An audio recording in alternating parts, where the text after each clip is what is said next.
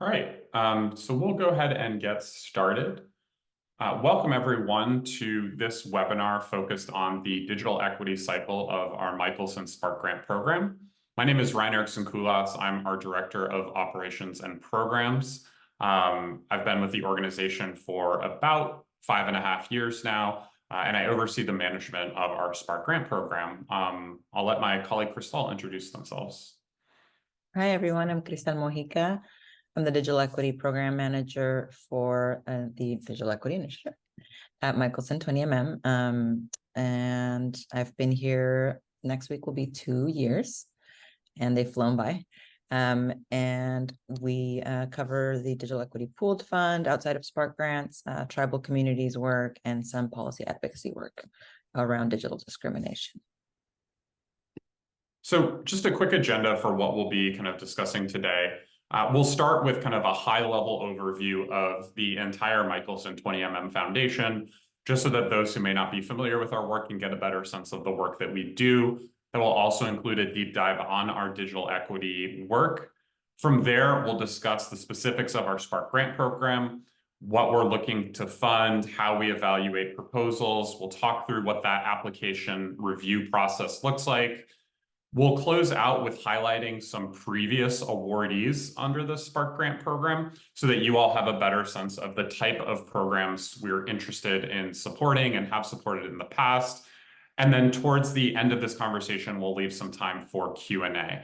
If you do have questions that come up throughout the presentation, please feel free to add those directly into the Q&A. And then again, we will answer those as we can. So the Michelson 20mm Foundation was founded over a decade ago by Dr. Gary K. Michelson. Dr. Michelson was an orthopedic surgeon who invented medical devices, particularly for spinal surgery. He then patented those inventions, and through a protracted lawsuit with a company called Medtronic, received a settlement of over $1 billion. And because of that, he retired from medicine and has now devoted himself to philanthropy. The Michelson 20mm Foundation is part of an umbrella organization known as Michelson Philanthropies. Within the umbrella of Michelson Philanthropies, there's also the Michelson Medical Research Foundation, which focuses on advancements within medical research, and then the Michelson Found Animals organization, which is focused on promoting animal welfare, another passion project of Dr. Michelson's. Our organization here at 20mm is primarily focused on issues of access, success, and affordability within higher education and, of course, society at large. We look to promote progress towards a more equitable world for all, and particularly for those communities that have been historically disadvantaged. We do that through a few different verticals or programs, as we call them. The first that I'll quickly mention is the Michelson Institute for Intellectual Property. As I mentioned, Dr. Michelson made his fortune in inventing medical devices and then patenting those devices. And so he is very passionate about providing resources and opportunities for students, entrepreneurs, and inventors to have an understanding of how America's IP system works so that they too can capitalize on their intellectual property. MIIP offers a robust curriculum that can be integrated into high school, college courses, business school to, again, provide resources and learning around what intellectual property is and how people can protect their intellectual property. At 20mm, we also do impact investing in for-profit companies, and that is done through the Michelson Impact Ventures vehicle. There we are looking to invest in mission-aligned organizations, primarily those that are doing work in and around the ed tech space. So looking to decrease time to completion for degree, looking to increase student persistence, and how those are supported. And then the last three buckets of work that I will mention prior to Cristal jumping in and talking a bit more about our digital equity work are these three programs. So our open educational resources work, which is actually what started the Michelson 20mm organization, is focused on decreasing the barrier that high-cost instructional materials cause for students when they are looking to complete their degree. We do that through investing and promoting open educational resources, which are freely licensed educational materials that faculty can utilize within their courses. We also have our Smart Justice program, which looks at the intersection of the criminal justice system and the higher education system, and looks to provide support and opportunities for individuals that have been involved in the criminal justice system, currently incarcerated or formerly incarcerated, to get pathways towards degrees in higher education, as well as employment and economic opportunities. And then the last thing I'll mention before, again, Cristal goes into a deep dive on our digital equity work, is our student basic needs work. So there we are looking at issues that are causing a barrier for students to advance within their degree attainment, things like housing, food insecurity, et cetera. One particular area of work that we do in that program is our work focused on supporting pregnant and parenting students within higher education. So if you are interested in learning any more about these particular programs, definitely check out our website. Also, feel free to shoot me an email, and I'll turn it over to Cristal to talk a little bit more about our digital equity work. Thank you, Ryan. So yes, we get to digital equity. So we have had this initiative for about 3 years now. We try to focus on underserved and historically marginalized communities to create a future where all communities, all Californians have access to affordable and reliable broadband. Next slide. Some of the projects that we funded are aimed at promoting a more competitive marketplace and increasing transparency on the quality of services provided to our communities.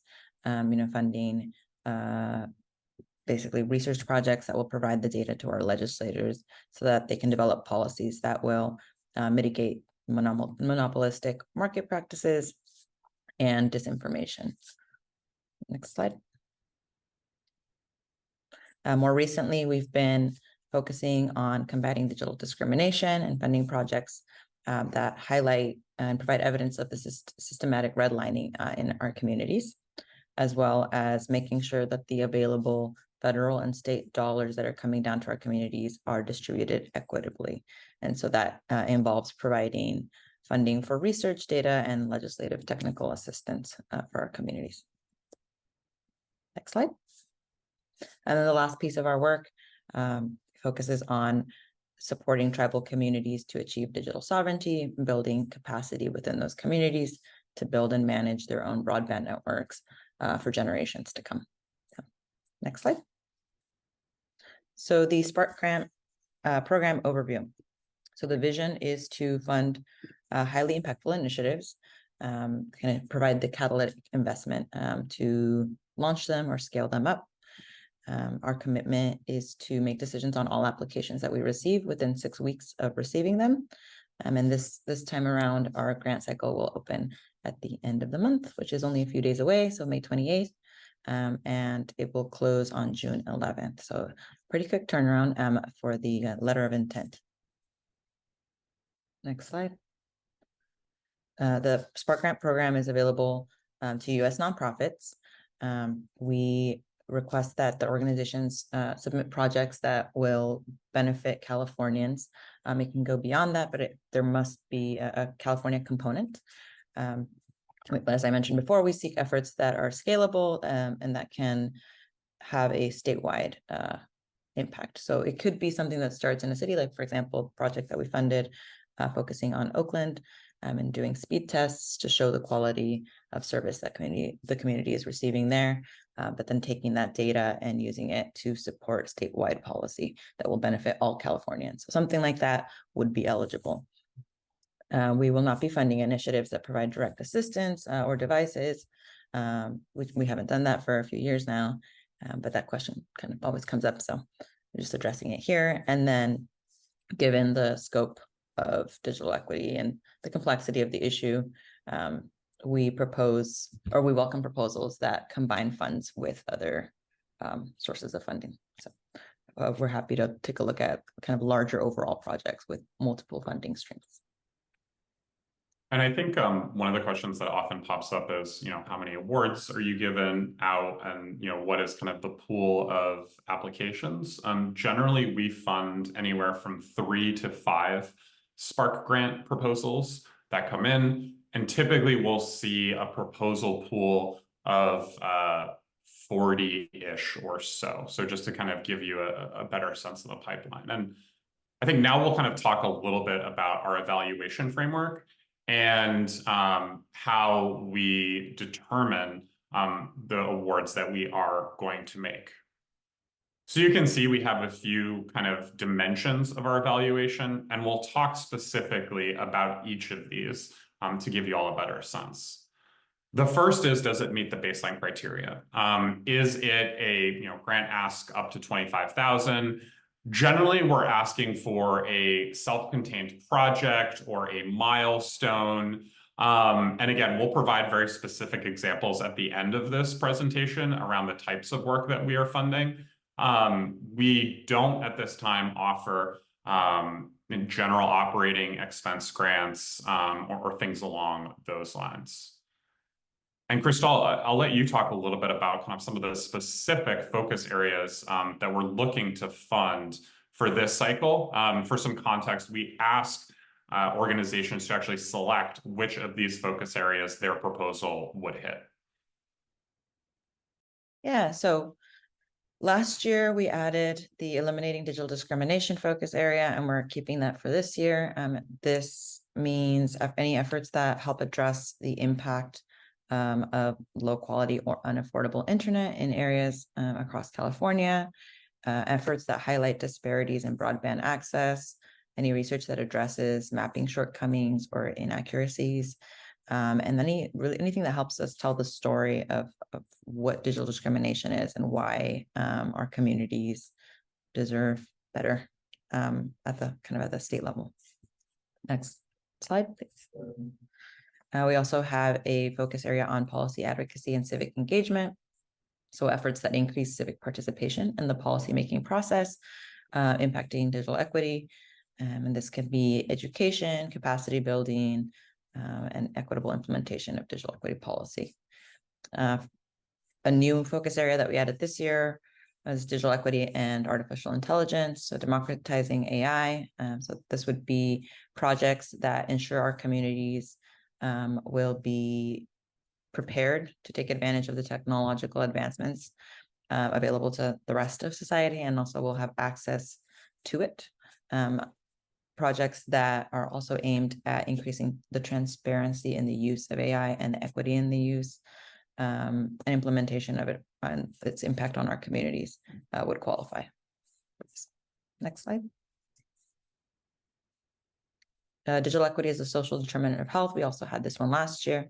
So any efforts that address digital inequities through the lens of its impact on other areas that we fund, so higher education, on public health. I know one of our Spark grants fell under this category last year with ITEP, economic opportunity and civic engagement. Next slide. And then our last focus area is digital equity in tribal communities. So again, any projects that support tribal communities in bridging the digital divide and achieving digital sovereignty. So this could be digital equity research on tribal lands, community capacity building, and workforce development that would help support the long-term management of broadband infrastructure in communities.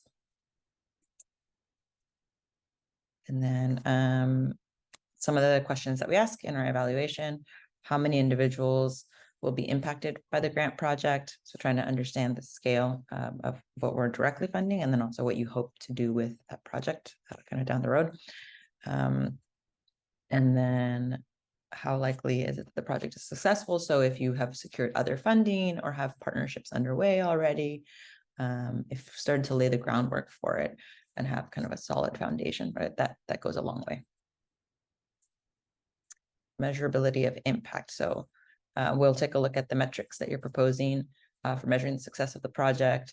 and how feasible they are, as well as the project timeline, just to give us an understanding of whether it will be something that we would be able to kind of follow up on in the next, cycle or year.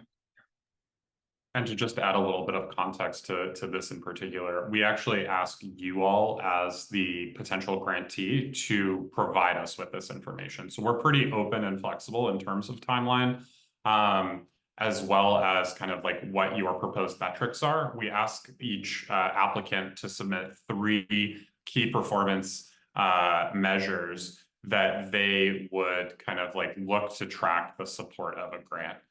One question we often get is, in terms of length of the grant cycle. And again, we ask organizations to submit, how many months do you anticipate a project lasting? I would say generally our sweet spot is anywhere from 6 months to, on the high end, 18 months. Of course, we kind of have outliers here and there, but given the grants are 25,000, that's kind of the bucket that we generally find ourselves in.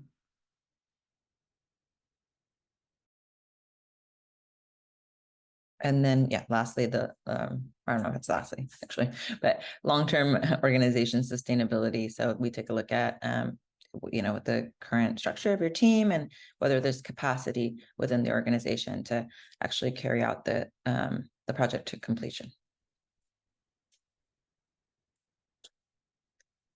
Scalability of the project, we've mentioned this before, but this goes a long way for us. So if it's something that we're helping kind of kickstart and there's potential for it to really scale up and benefit the entire state of California, or the potential for it to evolve into kind of a larger project down the road, that goes a long way for us. Awesome. Thank you, Crystal. So I'll talk a little bit about kind of like what that application process looks like now. So as we mentioned, we will have our call for proposals open on May 28th. That call will remain open until 11:59 p.m. Pacific time on June 11th.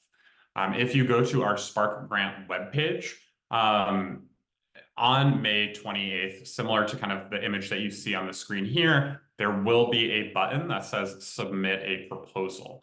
That will bring you to our grant management platform, Submittable, where you will then be able to submit your proposal.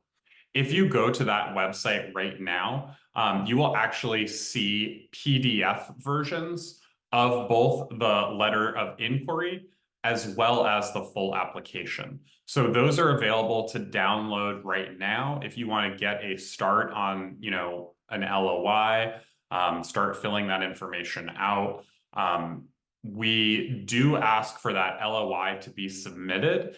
And then once those LOIs are submitted, we will review them, and then we'll make a determination as to who to invite to a full application. So again, both the LOI and the full application are available currently, but it would just be that LOI that you'd be initially submitting. And then from there, you'd be invited to submit a full application. Again, I mentioned that our grant management system is submittable. So you would go ahead and create an account on there.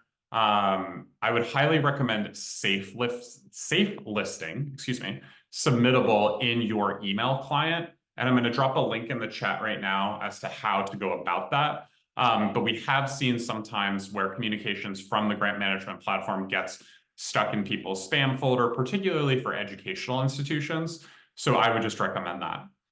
If you do have any issues, concerns, challenges with the Submittable platform, I would highly recommend reaching out to them. Certainly, we can try to troubleshoot as well, but they're going to be kind of best equipped to assist y'all. And then in terms of our grant committee, so as you can see, it's made up of a variety of different members of our team, Crystal and myself, as well as our CEO, Phil Kim, and COO, Myra Libera, both who have been with our organization for over a decade. And then Miguel Leon, who's our Director of Programs and Strategic Initiatives, and also launched our Digital Equity Project back in 2020. And then I know we're also going to be working with some members of the community in hopes of helping to kind of identify our grantees. So Crystal, I'll let you talk a little bit about the group of advisors that you've gathered. Yeah, thank you, Ryan. Yeah, so this year we have 4 Spark Community Advisors. We have Chow with Electronic Frontier Foundation. He has led the Cal Fiber calls for statewide advocates and has a depth of knowledge in policy. So we're excited to have him on board. Tracy Rosenberg with Media Alliance. She is the executive director, also a wealth of knowledge in the policy space. And she was working on a bill that would protect California renters from internet service provider practices that would be potentially discriminatory in their kind of marketing of their services. And happy to have her on board as well.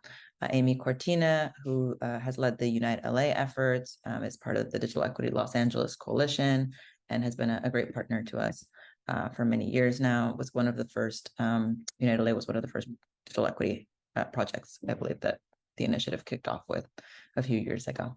And then New Gao, who formerly was with PPIC, and she has led a lot of the key research for the implementation of policy in the state of California, and is now with American Institutes Research as a principal researcher. So we're very excited to have this group reviewing the applications as well. And in addition to just reviewing the finalist applications and proposals that we designate, this group of advisors also helped us to craft some of those focus areas and provided insight into that as well. So definitely very grateful for their time and expertise.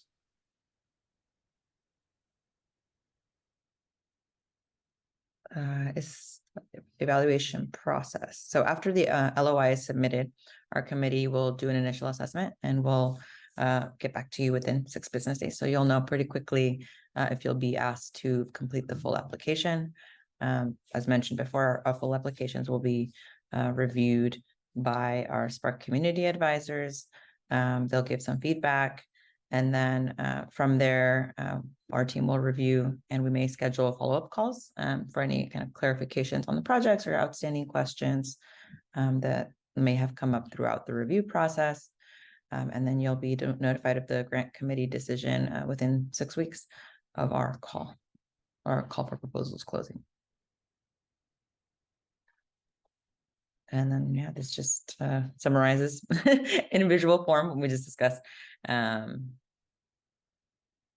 Yeah, if you're a visual learner. And I saw some questions in the chat. Again, I would ask people to direct their questions to the Q&A. But I think it might be appropriate to answer these now. Natalie said, once we complete the LOI, when does the application come into play? So Natalie, hopefully that answers your question.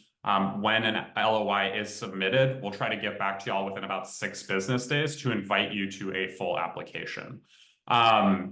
I would encourage people, as always, to submit those those LOIs early. We do review LOIs on a rolling basis.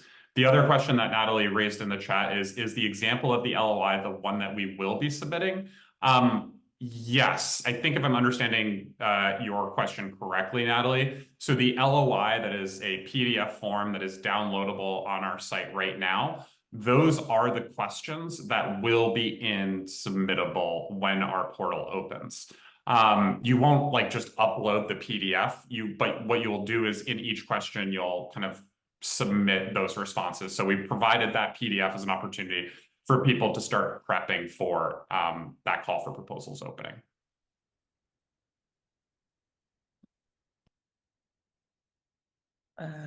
I wasn't sure. Ryan, do you want to save the other questions for the end of the call? Or yeah, we can jump into the other Q&As because this will be kind of the last bit anyway right now.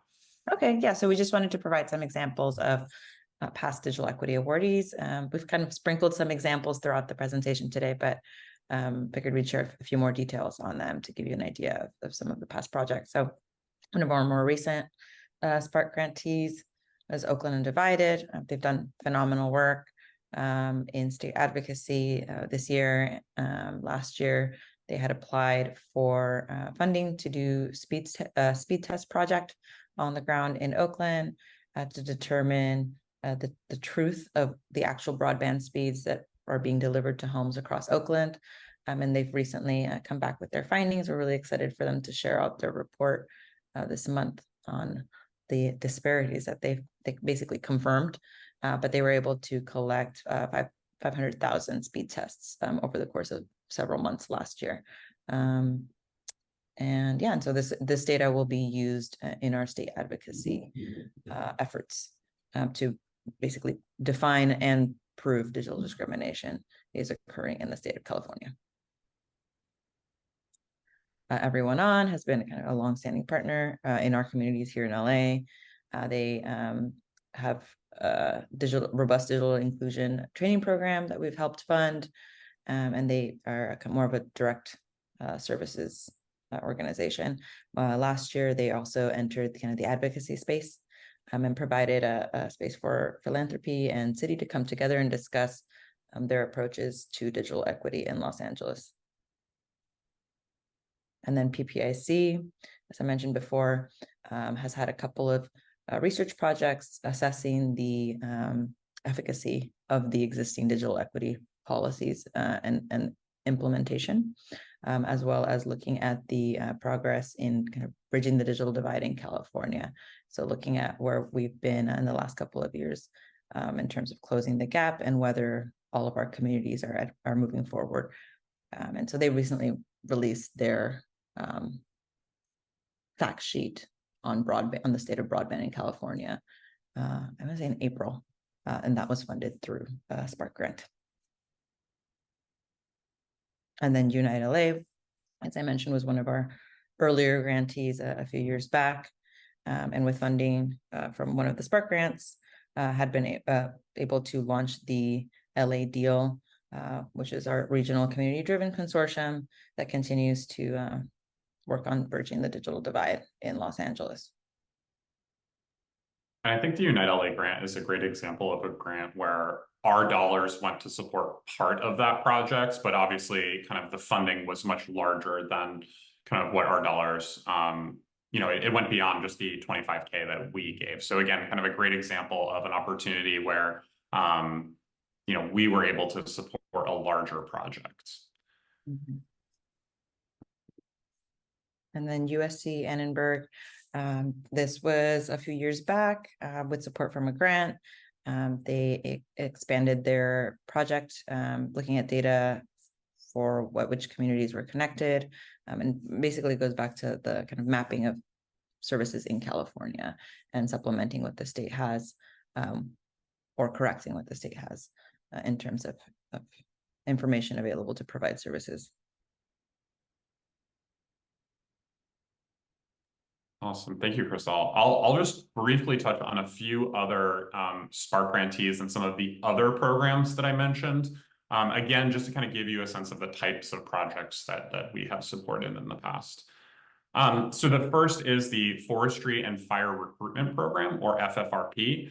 They're an organization that supports formerly incarcerated individuals, as well as currently incarcerated individuals, explore careers within the wildland and forestry sector. We've partnered with them a few times. Our most recent grant was to support their expansion to the Bay Area. Impact Justice is another partner within our Smart Justice portfolio. Our grant helped launch the California Justice Leaders Program, which was the first of its kind AmeriCorps program, specifically designed for young adults who were involved with the justice system. Again, another great example of our dollars being combined with other streams of funding to help launch that program. UCI Lifted, another great Spark grant recipient in our Smart Justice portfolio. They established the first ever University of California bachelor's degree granting program in a California state prison. Those students actually matriculated last fall, so they're wrapping up their first year. Since our initial support of UCI Lifted, UC Riverside has also started to develop a Lifted program. and we're supporting them as well. So it's a great example of how we sort of help to seed and support a project on one campus, but we saw the potential for it to scale across an entire system. And then US PIRG, or US Public Interest Research Group, we funded them in and around our textbook affordability initiative to look at at the time, new practice of the textbook industry called automatic textbook billing or inclusive access, where students were automatically opted in to instructional materials from a publisher, charged for that, and kind of highlighted some of the challenges and concerns. This report has been influential in our advocacy efforts in and around the textbook affordability space. So a great example of how, a project or a research report spurred additional action, very similar to, I think, some of the items that Cristal highlighted in focusing on, the USC, the PPIC, as well as the Oakland Undivided efforts. And then the last piece that I'll highlight is Cal State Long Beach. This grant was given out of our Student Basic Needs portfolio, and we supported the development of a best practice model for a family-friendly campus. So the idea being that CSULB was going to be taking the best practices that they do on their campus, as well as what other CSUs do, putting it together into a training material package, and then sharing that out across the CSU network to say, hey, here are the best ways to support a student who may have children, or a student who may be expecting.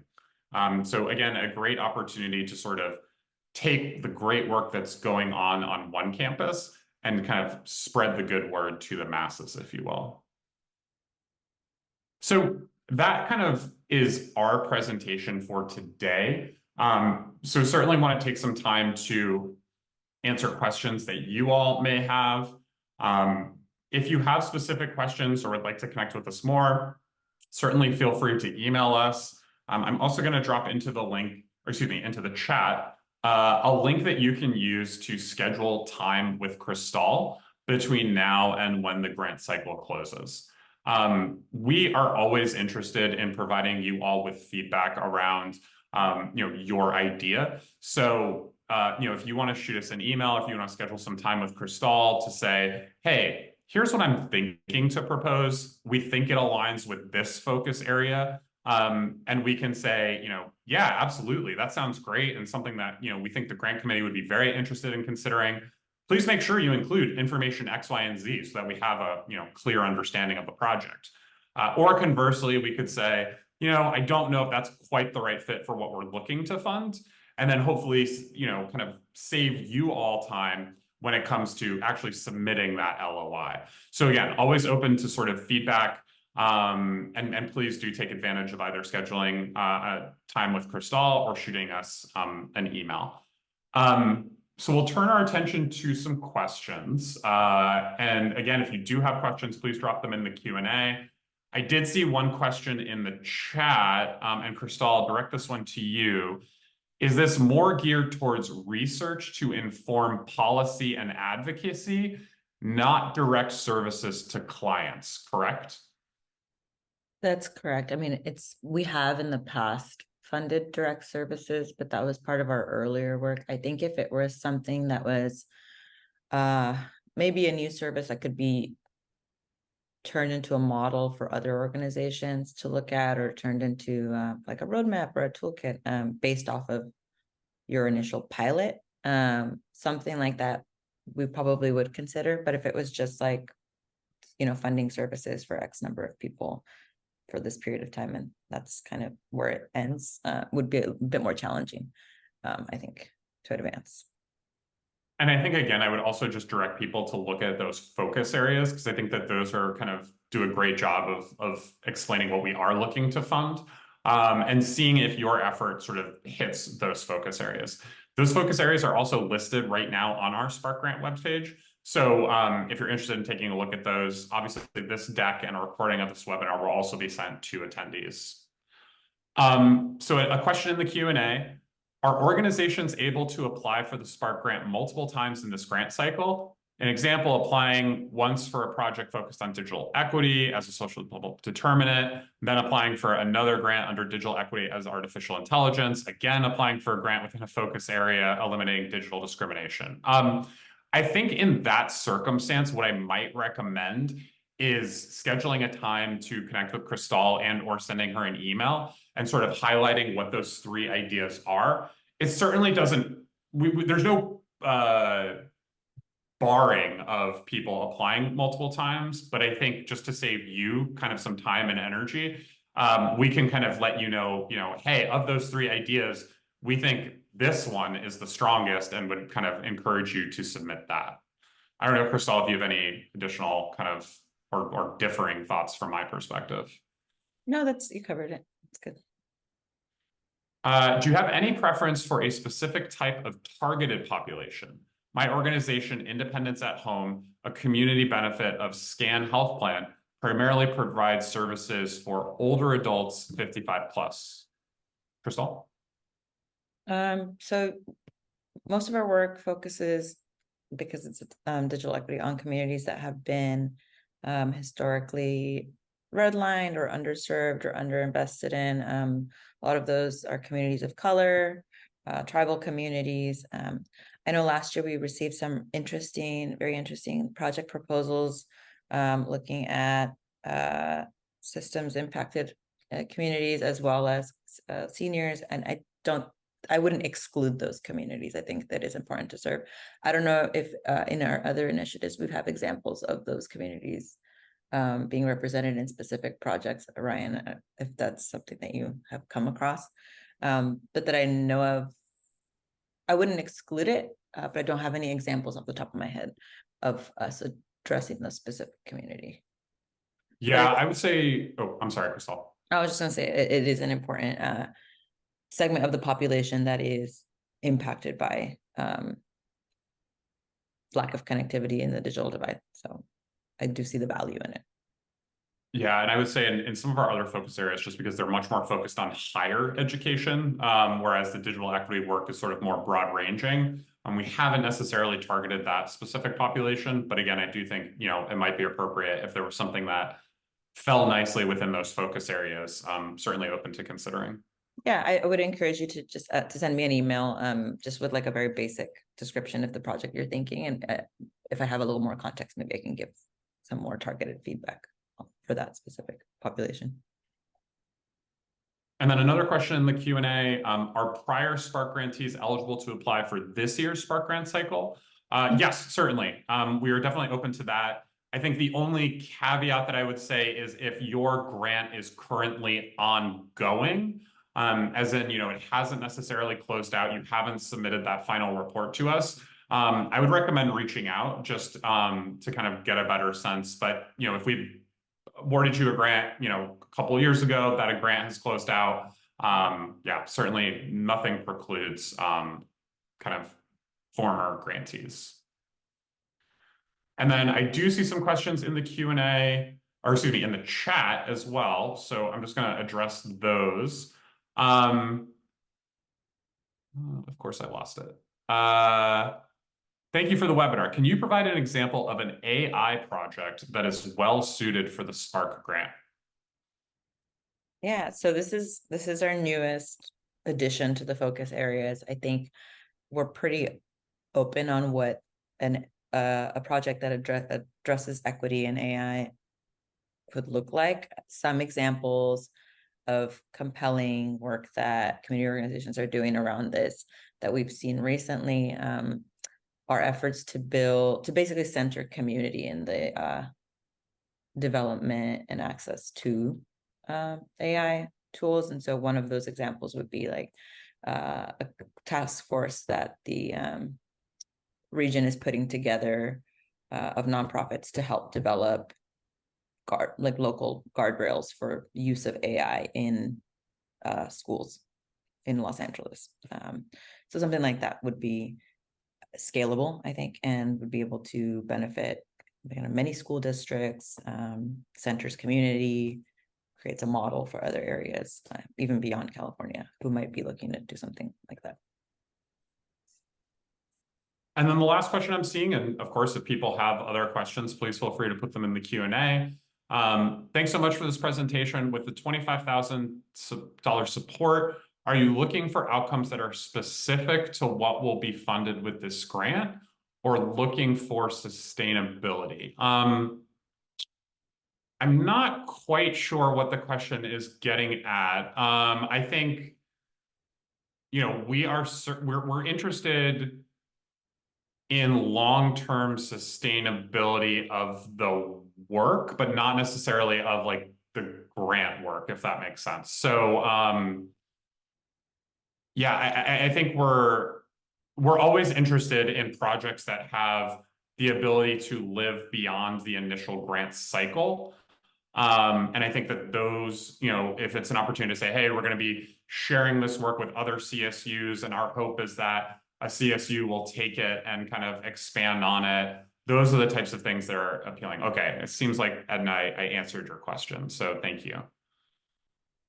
And then will we get a copy of this recording, was asked. Yes. So a copy of this recording will get sent out to everyone who is registered. It will also be posted on our Spark Grant website. Will likely go out tomorrow, if not certainly by Monday at the latest, but I'm pretty sure our Marcoms team has it queued up to go up tomorrow.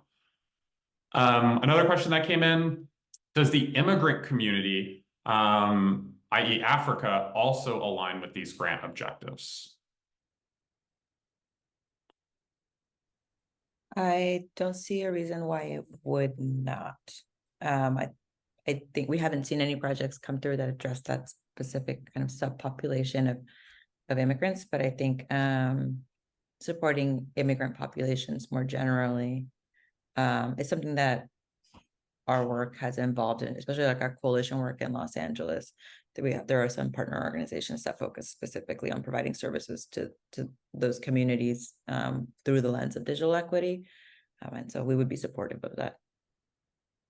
And I think, Edna, that might be a good opportunity for you to maybe shoot Crystal an email with kind of a quick summary of what you're thinking, and then she could provide a bit more insight. Awesome.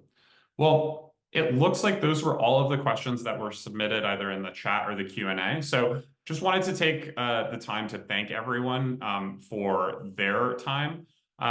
Please, if you have questions, reach out to us via email.